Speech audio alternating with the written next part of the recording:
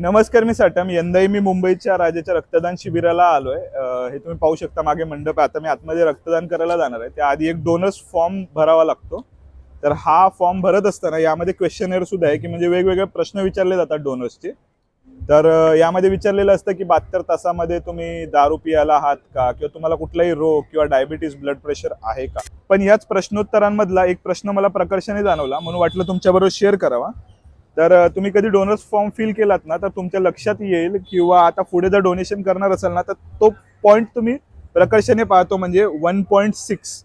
इथे काय लिहिलंय, have you travelled in geographical area which is endemic for blood transmitted disease. तुम्ही अशा भौगोलिक भागात प्रवास केला आहात का जो रक्त प्रसारित रोगांसाठी स्थानिक आहे. मला असा प्रश्न पडला की अशा प्रकारचे भाग अजून सुद्धा ह्या जगामध्ये अस्तित्वात आहेत जिथे सायन्स इतकं पुढे गेलेलं आहे.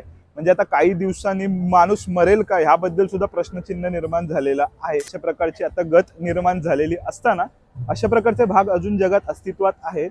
तर हा जो प्रश्न आहे ना, तो एकंदरीत आपल्या जगामधला जो इम्बॅलन्स आहे ना, म्हणजे एक प्रकारे एका साईडला खूप जास्त प्रगत झालेला आहे, म्हणजे माणूस मृत्यूवर विजय मिळवतोय, त्याच वेळेला दुसरीकडे लोकांना जगण्याच्या बाबतीत सुद्धा वनवन करावं लागतं आहे.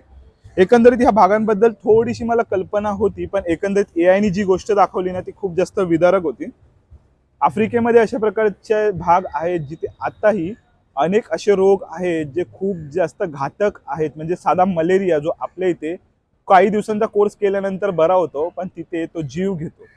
पण ज्या वेळेला मी एआयला अजून खोदून विचारलं ना, त्यावेळेला कळलं ह्याच रोगांमध्ये HIV सुद्धा येतं, आणि HIV टाईप 2 मध्ये भारत सुद्धा अशाच प्रकारच्या भागांमध्ये येतो. हे पाहून खूप जास्त वेदनादायी आणि विदारक असं सत्य माझ्या पुढे येऊन थांबलंय. बघा, अजून मलेरियामध्ये सुद्धा भारत आहेच अशा प्रकारच्या विभागांमध्ये.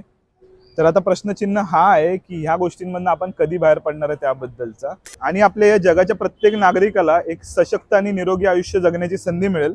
आणि डोनर्स फॉर्म मधला हा पॉईंट 1.6चा जो क्वेश्चन आहे तो एलिमिनेट करू शकू, म्हणजे ह्याची कधी गरजच पडणार नाही डोनर्सना विचारायची. बाकीची स्टोरी टू बी कंटिन्यूड राहील. आणि हर हर महादेव.